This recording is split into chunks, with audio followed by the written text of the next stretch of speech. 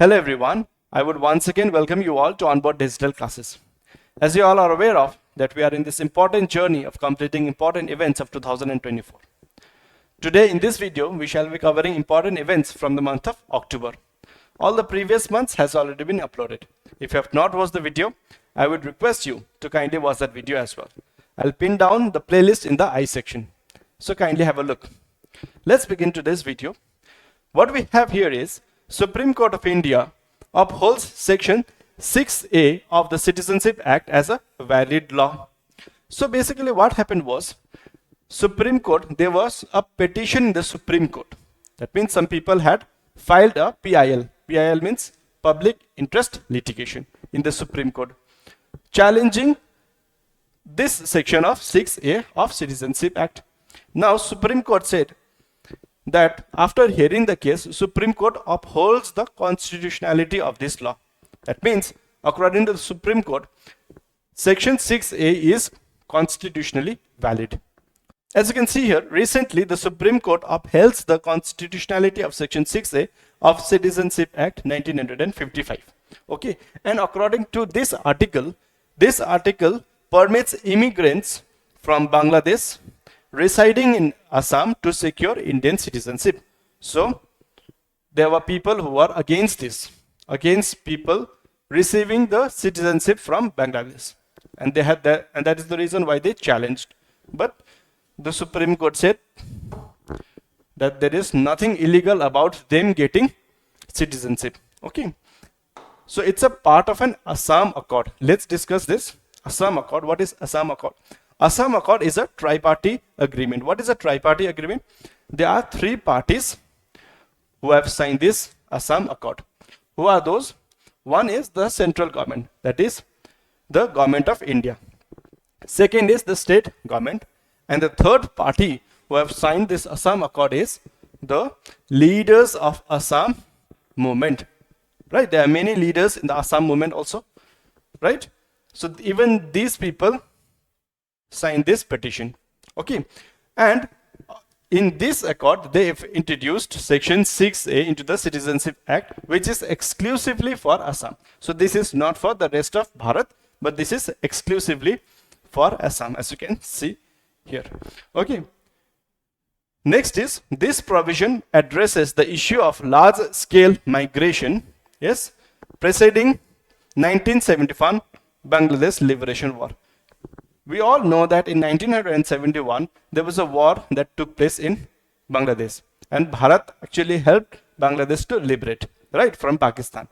So, and after that what happened? There was an incursion of immigrants in Bharat, right? Mainly they've resided to Assam, right? Even they've come to West Bengal as well, right? So it mandates the detection and deportation of foreigners who have entered Assam after 25th March 1971. So what this Assam Accord does is that it, first of all, it detects the people, and after detecting the people, it deports them. That means once the person is identified as a foreigner who have come to Bharat after 1971, first of all they are detected. Okay, they are identified, and after that they are deported. They are sent back to the Bangladesh. Okay. Next is, the introduction of Section 6A reflects the specific historical and demographic challenges faced by Assam during this critical period. So this is the problem not only at that point of time, but still we are having the problem even today, right?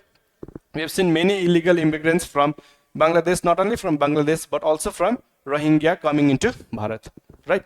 So this is the problem not only of 1971, but still today it's very much prevalent. Let's discuss about Section 6A further, because this is very important and it's very critical for your upcoming examination. Okay, about Section 6A, it was enacted as a part of Citizenship Amendment Act 1985. Very, very important to know. Okay, following the Assam Accord of 1985. So after Assam Accord we have Section 6A.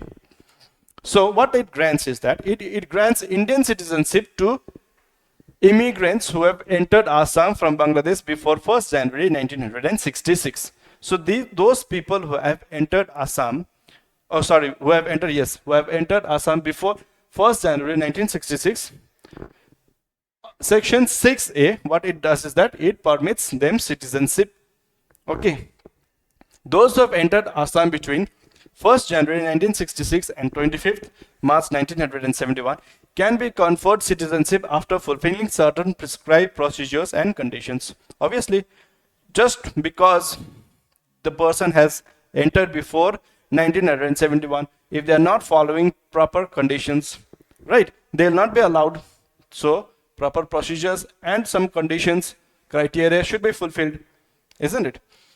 Next, what we have is the section, however, denies citizenship to immigrants who arrived Assam after 25th March 1971. Important thing to remember, right? It denies the citizenship who have entered Assam after 25th March 1971. So this is what the Assam Accord and Section 6A was all about. Okay. Moving ahead, there was a sub-quota for Dalits. Why was this in news? This was also a case which happened in the Supreme Court of India. That means under the direction of the Supreme Court, Haryana becomes the first state to implement sub-quotas for Dalits. Now, what was the requirement for this? We have seen there was many marginalized people who have not yet got the benefit of the quota system, right? As you can see here, to improve the representation of the marginalized communities. So basic need was to improve the representation of marginalized communities, the communities who have been deprived of the facilities even after the reservation. So they were not getting the proper fruit of reservation. So that is the reason why sub-quotas were implemented for Dalits. Okay, under the direction of Supreme Court of India, right? And Haryana becomes the first state to do so. As you can see here, Haryana's government approved the division of 20% supreme scheduled caste reservation into two parts, that is 50% for the deprived scheduled caste and 50% for other scheduled castes. Even in scheduled caste, they are deprived ones, right? We normally hear about PBTGs, particularly vulnerable tribal groups. Similarly, such type of categorization was implemented even in the scheduled castes. Moving ahead, we have legal and constitutional basis. So what are the legal and constitutional basis through which the government is planning to give this sub-quotas? Let's discuss. The state government relies on Article 341. So this article becomes important of Indian Constitution, which allows classification of scheduled caste. So according to which article? According to the Article 341. Okay. So what this article says is, as per the Article 341(1) and 340, so as per Article 341(1) and 342(1), the President of India. So the power lies in whom? The power lies with the President of India. After consultation with the governor, not with the chief minister. Remember here, it is not with the chief minister, it is with the governor. Okay, may specify the caste, race, tribes of parts of groups within caste or races which shall be deemed to be scheduled caste and scheduled tribes. Okay, so this article helps the President of India, and the President of India will consult to the governor of the state. Similar attempts of scheduled caste sub-quotas have been made in states like Andhra Pradesh, okay, but Haryana's move is the first to be formally cleared. That's the reason why Haryana becomes the first state. Next we have is Durgesh Aranya Geological Park certification. It is the first zoo in India. That's the reason why it becomes important. It is in the state of Himachal Pradesh. Okay, to receive certification from the Indian Green Building Council, IGBC. Okay, this becomes the first zoo. Why is this certificate important? Because it will recognize zoos' commitment to sustainable and eco-friendly infrastructure, setting the precedent for conservation efforts in the country. So what it does is that it says the precedent for the conservation efforts in the country. Okay. The certification aims to affirm the park's commitment to high environmental standards, emphasizing sustainability and ecological balance. So that is the reason why it becomes important, and that this name, Durgesh Aranya Geological Park, this becomes important for you to remember, especially from the prelims perspective. Okay, moving ahead. Next we have Mera Hau Chongba Festival. This is the festival of Manipur, right? We have seen many ethnic classes happening in Manipur today, right? But even after that, they have been celebrating this festival. This is something that you must remember. Mera Hau Chongba Festival. The state associated with that is Manipur. Okay. Despite ongoing ethnic tensions, right? Manipur celebrated the Mera Hau Chongba Festival. This is a cultural event aimed at reinforcing community bonds and celebrating the state's indigenous heritage. Basically, to celebrate the indigenous heritage of the state. They have this festival every year. All right. Next we have is Cyclone Dana. Okay, the name of this cyclone was given by Qatar. Okay. According to the Indian Meteorological Department, Cyclone Dana is expected to make landfall as severe cyclone. Okay, it is a severe cyclone. And what is the wind speed? Wind speed is between 89 to 117 km per hour along the Odisha coast near Bhitarkanika National Park. Yes, Bhitarkanika National Park is in which state? It is in Odisha. And Dharmapur, that is also in Odisha.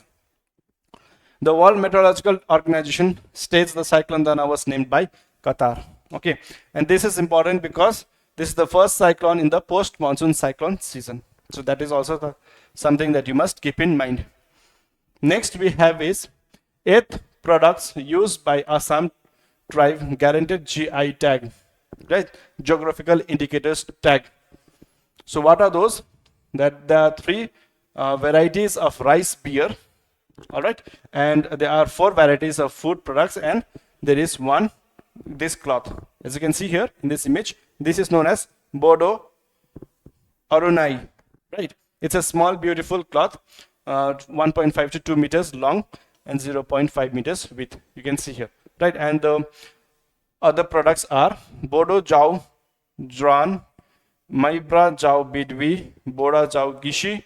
These are rice beers, and food products includes Bodo Nafam, Bodo Angla, Bodo Guakha, and Bodo Narji. My pronunciation may not be accurate because I do not speak this language, right? But anyway, just you must remember this with prelims perspective. Okay, WHO declares India trachoma free. As you can see, this is the press release from the Ministry of Health. Ministry of Health, right? 13th October 2024. So, as per WHO means what? World Health Organization declares India trachoma free. India has been declared trachoma free of trachoma as public health problem by WHO, making it the 3rd country in, yes, important thing to remember, 3rd country in Southeast Asia region to achieve this milestone. It becomes the 3rd country in the Southeast Asia region. So what is trachoma? Trachoma is leading infectious cause for blindness. Yes, globally. It is a leading cause of blindness globally. It is caused by Chlamydia trachomatis. Alright. And it's spread by direct or indirect contact. This is important. It is spread by direct as well as indirect contact with eyes or nose discharges. Especially it affects young children. Okay. More than older ones. WHO has termed trachoma as tropical neglected disease. Neglected tropical disease. This is also important thing to remember. Very, very important thing to remember. Okay. It remains prevalent in rural areas of Africa, Asia, Central and South America, and Middle East, with Africa being the worst affected. Okay. So basically in all the continents, as you can see here, almost all. The World Heritage Assembly has set 230 as the new target. Yes, for eliminating trachoma as public health issue globally. So this again another point which becomes important for us to remember. Next is Supreme Court Justice statue removes blindfold. Yes, Why was it removed? Why was the blindfold removed? We will study about that. Okay. The traditional lady of justice often depicted blindfolded with scales and swords. Yes. Now our law no longer remains andha. Right. Now that the song that we used to hear, ye andha kanun hai, no remain longer andha. Right. Because the patti, that means the blindfold, was removed by the Supreme Court of India. Under whose guidance? Under the guidance of the former Chief Justice of India, Justice D.Y. Chandrachud. As you can see here in this image, he is Justice D.Y. Chandrachud. And our lady is no longer blindfolded. Now she has removed the blind putty from her eye. Okay. And now she no longer has the sword that she used to carry. Now that sword has been replaced by the Constitution of India, the book here. Right. Let's discuss this more. Now let us understand why was this blindfold removed and what it represents. So, as you can see here, this change represents a modern understanding of justice in India. As you can see here, the crimes are evolving. So is the justice system. Right? We no longer remain in the medieval era. Everything needs to change. So this is in accordance to the change in system in the values and also the crimes. Right? One that is neither blind nor punitive. So what punitive is? What is the meaning of the punitive? What is the meaning of the word punitive? Punitive means it is intended as a punishment. So our law should not be intended as a punishment. Alright. But instead rooted in constitutional values and equality. Our law system should be based on values as well as equality instead of being blind and punitive in nature. So that is the reason why it was removed. Second, we have the new statue now stands prominently at the Judges Library of the Supreme Court, marking the departure from the colonial era symbolism. So that was the symbolism of a colonial era as well, right? So this colonial era symbolism is something that we hear quite often today, right? Traditionally, Lady Justice was portrayed with a blindfold symbolizing impartiality and equality before the law. So why was this lady blindfolded previously? Because that represented, that symbolized what? Impartiality and equality before the law. But now that narrative is changed. And now the new statue, however, has eyes open. What it symbolizes? It symbolizes justice is not blind in India. Okay. But instead, justice is aware. Okay. Conscious as well as empathetic. So that is the new change which has been brought. So that symbolism is extremely important. And this may not be relevant for your prelims examination, but it's extremely relevant for your mains examination. Alright. The sword, a traditional symbol of authority and punishment, has been replaced by the Indian Constitution. The sword represents what? Authority. That the court has the authority to give you the punishment. But now the values of Indian Constitutional will be prioritized. Alright. Next, we have the emphasis is that justice is delivered according to the Constitution principle, not through violence and retribution. Yes, the justice will be delivered through constitutional principles and not through violence or retribution. So that is very significant. And also, we have seen the Nobel Prize which was awarded to various people. Right? We'll just go through because it's important, especially in one-day examinations. Right? Winners named John and Geoffrey, they won in physics category. In the topic, what was the topic? Machine learning. Right? What happened here? Machine learning. And second is we have David, Demis and John for chemistry, for predicting structure prediction. Victor and Gary won in medicine for discovery of micro RNA. Alright. This time this becomes important because she is the first women who have got Nobel Prize in Literature from that country. Okay, her name is Han Sang from South Africa. She got Nobel Prize in Literature. This is important. Okay, Han Kang from South Korea. She got for her intense poetic prose that confronts historical traumas and exposes the fragility of human life. This time, Nobel Peace Prize was won by Nihon Indankyo from Japan, right? For his world free of nuclear weapons and demonstrating through witness testimony. And the last we have is Daron, Simon and James. They won in economics for how institutions are formed and affect prosperity. So these are various people who have won the Nobel Prize this year. Thing you're supposed to remember is the names and the field and also the topic. Alright. Next we have exercises. You have two exercises that you must keep in mind from the month of October. One is exercise Kazan. This This exercise is between India and Kazakhstan. Yes, it is a joint military exercise. It is a military exercise, not a Navy exercise or an Air Force exercise. Remember? Yes. And the next one is Nasim al-Bahar. This is between India and Oman. It's a bilateral exercise, naval exercise. Again, this is important. Naval, right? And between the Indian Navy and Royal Navy of Oman. So two exercises you must keep in mind. Next, what we have is National Space Commission approves India's fifth lunar mission by the name LUPEX. LUPEX, what is the full form of LUPEX? Lunar Polar Exploration Mission. Lunar Polar Exploration Mission. That is the full form of LUPEX. It is the fifth lunar mission of ISRO, and they have even collaborated themselves with JAXA. JAXA means what? Japan Aerospace Exploration Agency, JAXA. Normally ISRO, we normally hear ISRO with in collaboration with NASA, right? But this time it is JAXA. So important thing to remember. Mission goals. What is the goal? The LUPEX mission aims for an extended lunar surface stay up to 100 days. Yes, important. Much longer than Chandrayaan-3, 20 days duration.